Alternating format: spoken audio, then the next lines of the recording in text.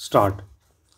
महोदय, महिला श्रमिकों में मुख्य कामगार 15% है। स्टॉप।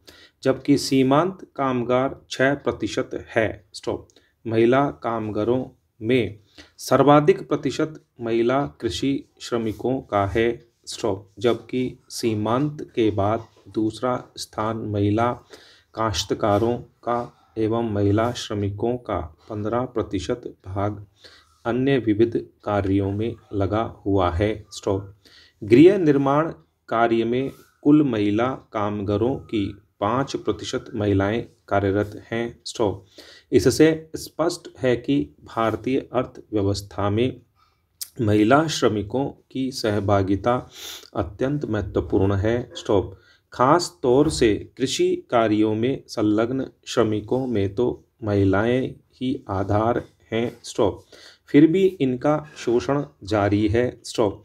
यदि रोजगारवार देश में कार्यशील जनसंख्या एवं महिला कामगार जनसंख्या का अवलोकन करें तो यह पता चलता है स्वरोजगार में सबसे अधिक महिलाएं लगी हुई हैं, जबकि नियमित वेतन पर रोजगार पाने वाली महिलाओं की संख्या मात्र 8% है एवं आकस्मिक मजदूरी पर रोजगार करने वाली महिलाओं का प्रतिशत 38 है। स्टॉप। यदि ग्रामीण एवं शहरी स्तर पर देखें तो यह प्रतिशत क्रमशः 51% प्राप्त होता है। स्टॉप।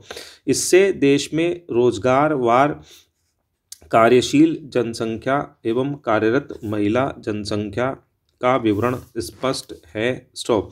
इससे यह भी स्पष्ट है कि स्वरोजगार के अंतर्गत ग्रामीण महिला कामगारों की संख्या में कुछ कमी आई है, जबकि नियमित वेतन पर आधारित रोजगार में वृद्धि हुई है। स्टॉप। आकस्मिक वेतन पर आधारित रोजगार की स्थिति उसी तरह बनी हुई है जैसे कि पहले थी। स्टॉप। इसी तरह शहरी महिला कामगारों की संख्या स्वरोजगार के अंतर्गत पहले से कम होकर पुनः कुछ बढ़ी है, जबकि नियमित वेतन पर आधारित रोजगार में महिला श्रमिकों की संख्या बढ़ी है। स्टॉप। आकस्मिक मजदूरी पर आधारित महिला श्रमिकों की संख्या पहले से कम हुई है। स्टॉप। ठीक यही स्थिति कार्य के अन्य क्षेत्रों में व्याप्त है। स्टॉप। पैरा। अगर देश में बेरोजगारी की स्थिति को देखा जाए तो महिलाएं पुरुषों की अपेक्षा अधिक बेरोजगार हैं। स्टॉप।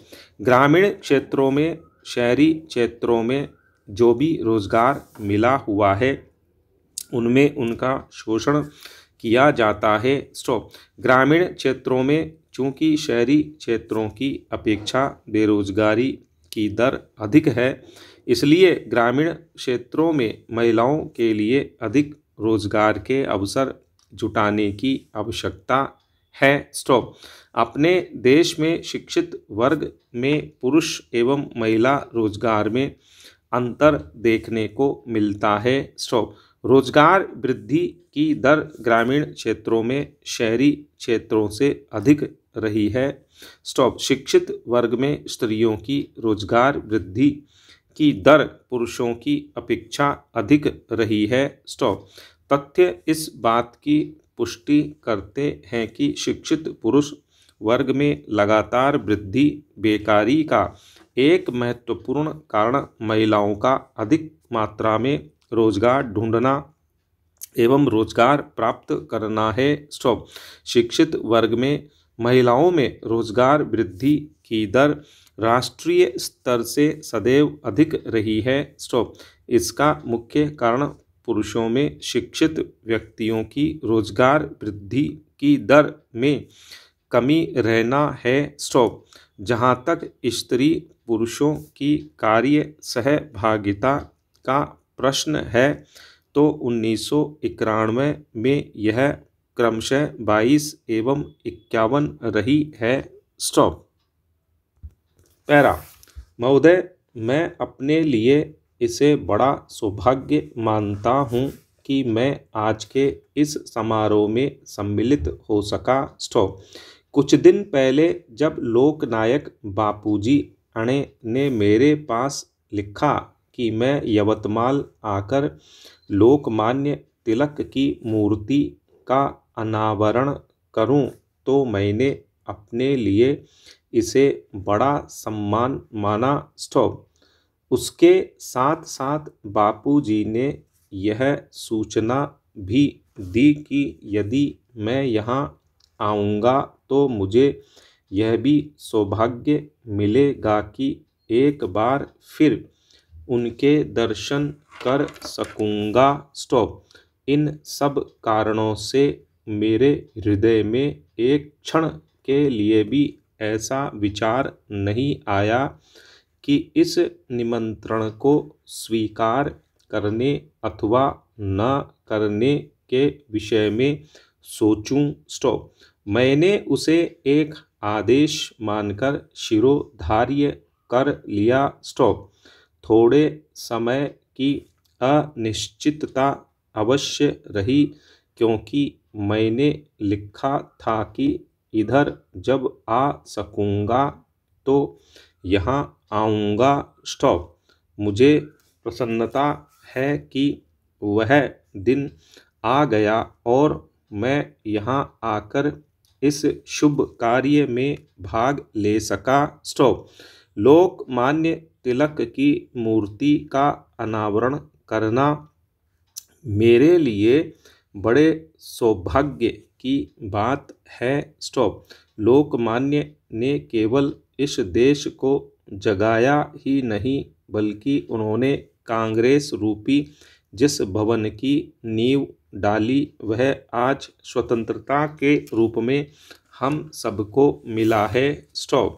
अपनी बुद्धि, अपना शरीर और धन जो कुछ मनुष्य के पास हो सकता है, सब कुछ देकर उन्होंने देश को जागृत किया और हमें स्वराज्य के लिए तैयार किया। जिस समय हम यह नहीं समझ पाए थे कि उस स्वराज्य के लिए और भी कितने त्याग की आवश्यकता होगी, उस समय उन्होंने हमें केवल यही मंत्र नहीं दिया कि स्वराज्य हमारा जन्मसिद्ध अधिकार है, बल्कि उन्होंने यह भी बताया कि हो सकता है ब्रिटिश राज्य के जेल खानों में रहकर हम देश की अधिक सेवा कर सकेंगे।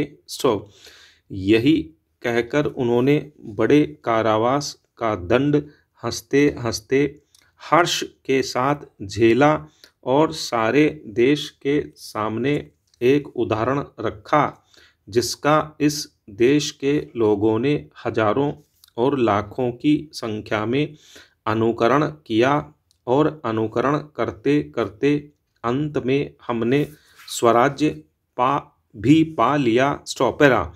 आप लोग लोकमान्य के काम के ढंग से और बहुत निकट के दर्शन से मेरी अपेक्षा कहीं अधिक परिचित हैं।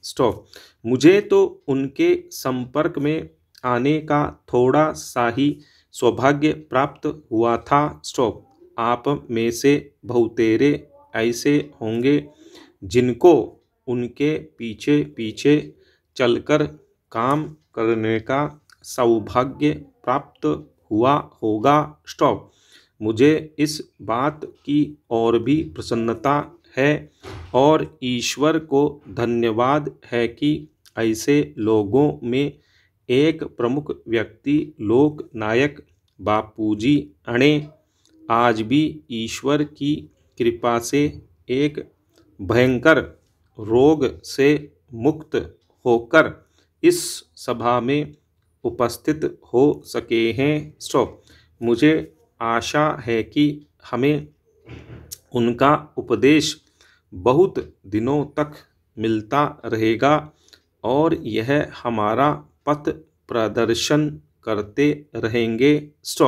इसलिए अब जबकि हमें स्वराज्य भोगने का अवसर मिला है, जिसके लिए हम संग्राम कर रहे थे, हमें उसे सार्थक बनाना है। स्टॉप।